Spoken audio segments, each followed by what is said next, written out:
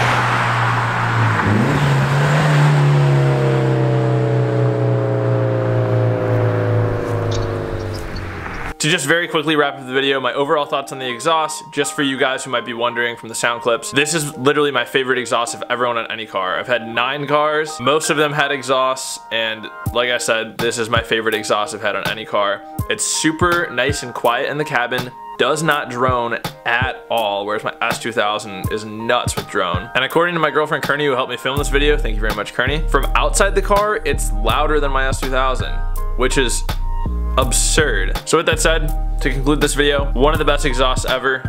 I am a huge fan of it. I highly recommend it. If you guys need car parts, please hit me up on Instagram at BoostedJohn. Link in the description to my Instagram. You just click it, it'll take you right there. Or you can email me at drivewaysjackstands@gmail.com. Again, that will be in the description as well. Thank you for watching. Again, if you like this video, please click that thumbs up. Also, if you like this video, please click that subscribe button. And as I always say, let's plan, commit, execute, and attain our goals, boys. Bye.